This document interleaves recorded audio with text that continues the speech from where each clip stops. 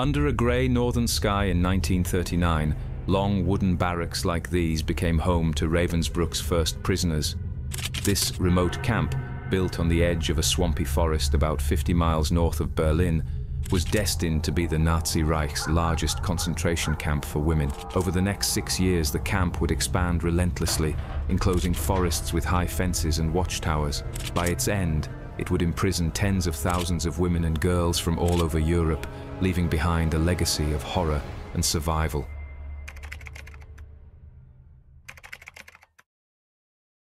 The origins of Ravensbrück trace back to the broader aims of the Nazi regime to consolidate its control over society through a rapidly expanding system of concentration camps.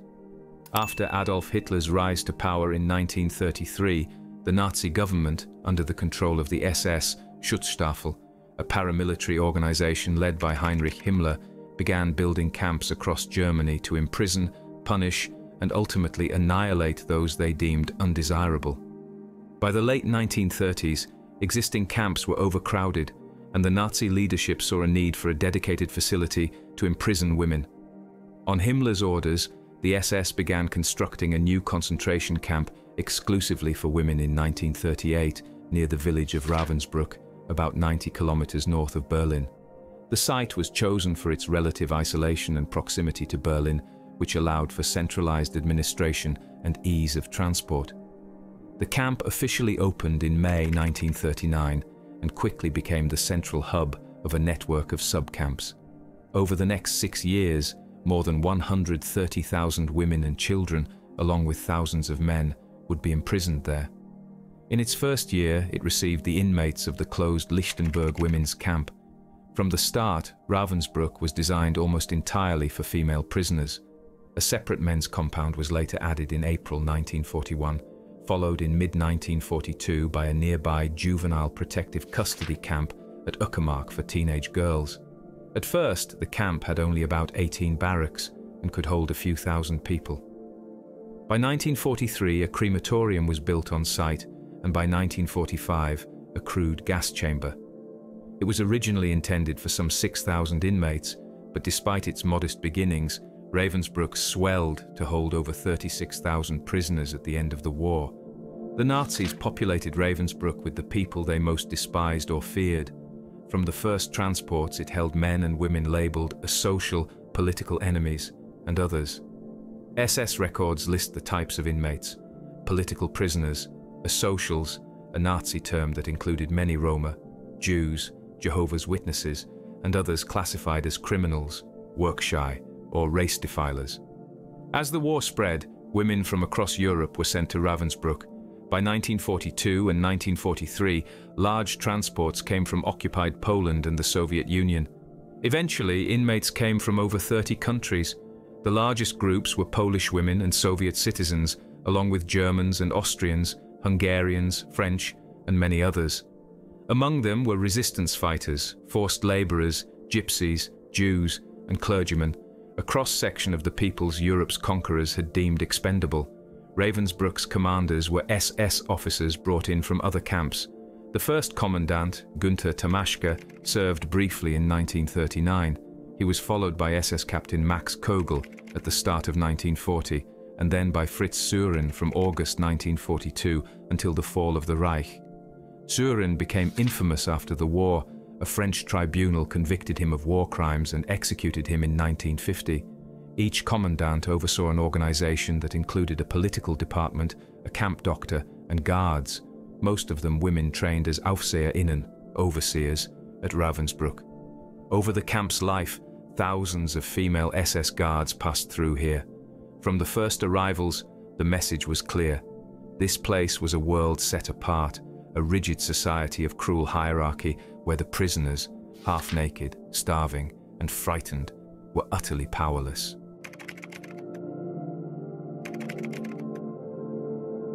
Daily life in Ravensbrück was a slow slide into suffering.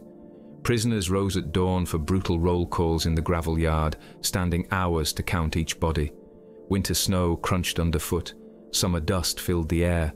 Food was meager, a watery soup and a thin slice of black bread, leaving every woman gaunt. Many simply wasted away from hunger.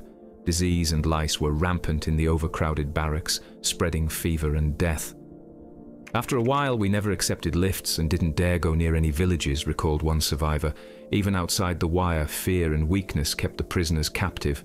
Dr. Doris Mazer, a camp physician, later wrote that eventually one wishes to be a hermit instead of always being around people, a quiet testament to how life there eroded the human spirit. The women were forced into endless labor. Originally, the first inmates helped build the camp itself. By 1942, the SS pressed Ravensbrück prisoners into making war supplies. Within the walls, an industrial complex grew, where inmates did factory work and machine jobs. Even tasks thought suitable for women became brutal grinds, sewing fatigues for the Wehrmacht, knitting uniforms, weaving blankets, or knotting cords in teams under watchful guards. The Siemens Company ran 20 workshops outside the camp, starting in 1942, where shackled prisoners labored on electrical parts. These tasks, carried out from dawn till dusk for little food, broke many bodies. Women who could no longer work were segregated and often forgotten. Underneath it all was constant violence. Female SS guards patrolled every aisle of barracks and factory floor. Some newcomers to the SS adorned the camp with white cuffs and embroidered collars, but those decorations could not mask the cruelty. The brutality had a perverse normality. One survivor recalled that some prisoners would play a sad little game, betting how quickly a newly arrived female guard would lose all compassion and join in the brutality. It was widely understood in Ravensbrück that the most vicious guards were prized by the SS. They were regarded as the most proven among the SS, as one witness later observed. Many guards reveled in their roles. Maria Mandl, an SS Oberaufseherin, would later testify with complete frankness that she found nothing wrong with the camp's harsh regime. Another young Aufseherin, Irma Gräse, sharpened her reputation for cruelty right here. She arrived at Ravensbrück at age 18 and learned the overseer's trade. Later, at Auschwitz, she earned infamy as the hyena of Auschwitz. Hunger, too, became a weapon. The SS reduced food rations to starvation levels. In late 1944, during the final collapse of Nazi Germany, even the trash pits became a source of scraps, and still thousands died of hunger. Any sign of weakness could mean beatings or worse. It was common for guards to take out frustrations violently. Lynn Olson notes that overseers sometimes hurled scissors at women forced to sew, snapping at them if they stumbled over a stitch. A single scissor thrust or a slap could draw blood on those hollow-cheeked faces. The camp had no mercy. As the British historian Sarah Helm later wrote, "With time, one wishes to be a hermit, or dead," an irony spoken by Dr. Mazer that captures how Ravensbrück stripped women of hope. Surrounded by machines and fences, the inmates formed their own secret societies. Prisoners came from myriad backgrounds, but here they discovered shared humanity. They would cook hiding spots for stolen potatoes, snatch moments to sing forbidden songs, and share a comforting cup of lukewarm soup by the barracks' dim light. Memoirs describe small acts of kindness. One woman would slip an extra crust of bread into another's blanket. In the women's blocks, young prisoners often took care of the oldest and sickest. They whispered reassurances like illicit letters. In this commune of suffering, as one survivor put it, friendships and sisterhood became a lifeline. The anthropologist Germaine Tillian, who would survive Ravensbrück and later document it, spoke movingly of the remarkable camaraderie that formed among the prisoners. In the face of systematic cruelty, this solidarity was an act of quiet rebellion.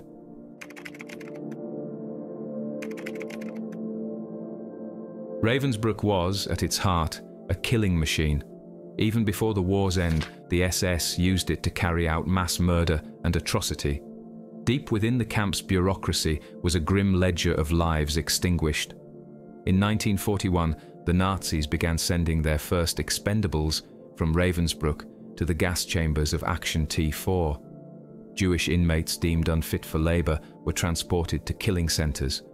One such transfer was to the Bernburg euthanasia site, where hundreds were gassed in the chapel's oven. In parallel came Action 14 of 13. Sick or disabled prisoners of Ravensbrück were secretly marked and murdered in the name of euthanasia. Tens of thousands passed through the camp's gates, but as a memorial historian notes, tens of thousands of them were murdered, died of hunger and disease, or were killed in medical experiments. In other words, roughly half of the women who came here never made it to liberation. Even within the camp walls, death was commonplace. Starting around 1941 to 42, executions by firing squad became routine. The tall concrete wall behind the camp's barracks was the site of innumerable shootings. Prisoners would be lined up with wooden blocks under their chins, never to rise again. Those who fell at rifle fire ended up in mass graves outside the camp. Medical experiments were another lethal weapon. In the hospital block, SS doctors performed unspeakable torture under the guise of research. Karl Gebhardt, Himmler's personal surgeon, arrived at Ravensbruck to conduct experiments on wounded legs. He would deliberately break or cut prisoners' bones, infect the wounds with bacteria, tetanus, gangrene, gas gangrene, and filth, then try various sulfur drugs to prove them useless. Women who had their legs shattered often had fetid bandages and dirty instruments pressed into their flesh. Many bled to death on the table. Those who survived lived with lifetimes of pain and disability. Gebhardt even tried amputating and transplanting limbs between slave laborers and wounded German soldiers, a grotesque reverse mercy. His chief assistant, Dr. Herta Oberhäuser, was later convicted at Nuremberg for her role in these human vivisections. In 1943 and 1944, the injections changed, but not the victims. Chemical poisons were given under the guise of vitamin shots, and pregnant prisoners were subjected to sterilizing experiments. All in all, as many as 40,000 inmates died at Ravensbrück through starvation, disease, torture, shooting, lethal injection, and gassing. In late 1944, as the Red Army approached, the killing accelerated. The SS set up a provisional gas chamber in a wooden shed next to the crematorium. Between January and April 1945, nearly 5,000 to 6,000 women and about 100 of the camp's men were murdered there. They inhaled Zyklon B through makeshift vents and were cremated in Fürstenberg's ovens. Even in its final horrific acts, Ravensbrück had routine. New arrivals, often Polish women from Auschwitz and other camps, were exhausted and half-naked. A survivor's drawing titled "Arrival" shows hundreds of huddled figures entering through the main gate. Hours later, another drawing, 2 hours later, depicts many collapsed on the ground, too weak to stand. The fate of these new prisoners depended on arbitrary selection.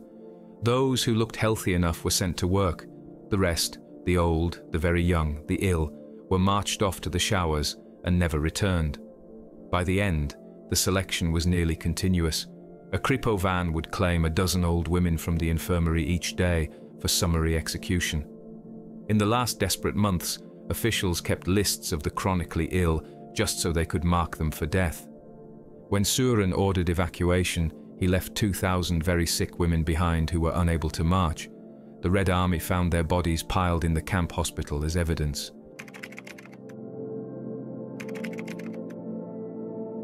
Amid this daily nightmare, small sparks of humanity and resistance glowed. The women of Ravensbrück never surrendered their will to resist. Clandestine networks formed across barracks and nationalities. In French, Polish, or German tongues, inmates passed messages on scraps of paper. They sabotaged the war effort whenever they could, sewing errors into uniforms, mixing broken tools on assembly lines, hiding metal pieces in latrines. One group secretly stitched together a tiny opera, complete with music and lyrics, to sing in whispers during brief moments of leisure. Another group conservatively kept a few jars of jam saved over years, trading a spoonful in secret for a warm smile. Some inmates showed remarkable courage. Many of the camp's 130,000 female prisoners were themselves resistors. Those women had fought Hitler's armies with guns or sabotage back home, and even here they refused to break. French women organized clandestine cells under the noses of the SS. A remarkable case was Geneviève de Gaulle Antonios, the 19-year-old niece of Charles de Gaulle. De Gaulle Antonios had worked in the French resistance and was captured in 1943. At Ravensbrück, she told fellow prisoners about her uncle's promise of victory. She secretly circulated news of Allied advances and whispered hope from barrack to barrack. Her presence was a rallying point. In the words of a historian, she was incredibly important in keeping up the spirits of the French women there. Even in the camp's hell, telling those words kept alive the idea that the world outside was fighting on. Polish prisoners, many of them young students, maintained their national dignity. When Nazis arrived with Polish women who had been captured in Warsaw after the 1944 uprising, the camp's Poles befriended them and smuggled them extra food, fearing the worst. Some of the Warsaw women had been secretly photographed at Ravensbrück. Those images, discovered after liberation, remain some of the few photographic records of daily life in the camp. And then there were the quiet acts of solidarity, older women teaching the very young how to survive, pregnant women looking after one another in pain and stripping blankets for warmth. After Ravensbrück was liberated, survivors would speak of how they called themselves sisters, bound by their ordeal. As anthropologist Germaine Tillion later wrote, even amidst the terror, remarkable camaraderie took root. In a place designed to dehumanize, these women had rehumanized each other, becoming caretakers, mothers, and friends to total strangers. As Nazi Germany collapsed in spring 1945, Ravensbrück's days were numbered. On orders from Himmler, guards were preparing to empty the camp. Beginning in April 1945, the SS arranged for roughly 7,500 weakened inmates, mostly French, Norwegian, and Polish women, to be evacuated under Red Cross protection to neutral Sweden, Switzerland, and France. Swedish Count Folke Bernadotte's white buses drove some of these survivors across the Baltic. For those who remained, Sören ordered a forced evacuation. About 20,000 prisoners, women, girls, and a few guards, were sent west on death marches into the forests of Mecklenburg. On April 30, 1945, Soviet troops finally reached Ravensbrück. They found around 2,000 sick or dying prisoners left behind in the hospital. Most of them were emaciated beyond recognition. A few dozen of the camp's Nazi guards were paraded out and handed over to the Soviets. Elsewhere, many guards quietly fled or hid. The Red Army took control, liberating the remaining inmates. Because Ravensbrück was cleared so late, and because it fell behind Soviet lines, few Western journalists documented the moment. In film after film of Nazi liberation, Ravensbrück's black and white image is often missing, yet the survivors remember. For those who survived the camp itself, the ordeal was only half over. Many liberated women were too weak to care for themselves. Weeks after freedom, hundreds died of disease and exhaustion. Dr. Doris Maser recovered only slowly. She and others would spend years just regaining enough weight and strength to walk. Psychological scars ran deep. The memory of screams in the night and the pile of corpses in the yard would haunt survivors for decades. In the months after the war, former prisoners learned that some of their comrades had not been so lucky. When Maser finally reached Geneva in summer 1945, she and others mourned the loss of perhaps tens of thousands of fellow Ravensbrück prisoners who had died or been murdered. The world, however, began to reckon with what happened here. In Nuremberg and subsequent trials, former Ravensbrück personnel were held to account. Karl Gebhardt, the camp doctor, was convicted of war crimes and sentenced to death. He was hanged in 1948. Herta Oberhäuser, the only woman tried at Nuremberg's doctor's trial, received 20 years in prison. Camp Commandant Fritz Sören was extradited to France, tried and executed by firing squad in 1950. Irma Gräser, whose cruelty was honed at Ravensbrück and Auschwitz, was tried by the British and hanged at just 22. Many lower guards were captured by Soviets or Americans. Some disappeared into the post-war chaos, while a few like Maria Mandl were later caught and punished.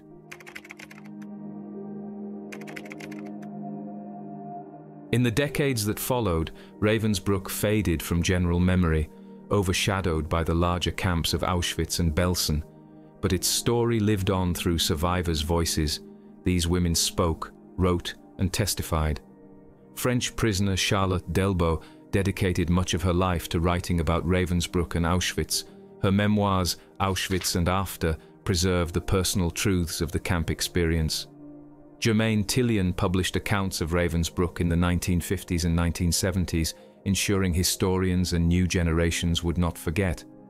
In 1973, she wrote of the camaraderie among prisoners and the ethical imperative to remember everything so as not to be overwhelmed. By such events today, the ruins of Ravensbrück are a memorial. An entry sign greets visitors in quiet fields where once surveillance towers stood. Exhibits display the few remaining photographs and artifacts: a scorched shoe, a discarded spoon, a Star of David from a prisoner's dress. Guided tours recount how tens of thousands of women and girls passed through here.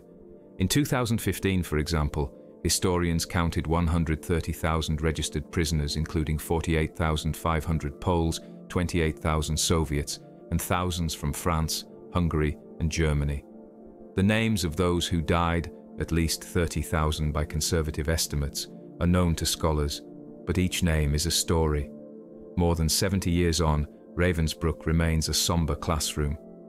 "This place asks questions of us," says a curator at the Memorial Museum. "How could human beings do this to one another? What does it mean that the camp had only women on one side and female guards on the other?" The answer lies not only in Nazi ideology, but in the everyday choices made here. The guards chose cruelty. The prisoners often chose compassion. In the shadow of that barbed wire, small acts of kindness or defiance became heroic. As one survivor quoted by Lynn Olson reflected, "Even amid the cruelty, people must stay people." A simple demand in the face of the camp's horror. That spirit of humanity, tested in the darkest of times, is Ravensbrück's true legacy.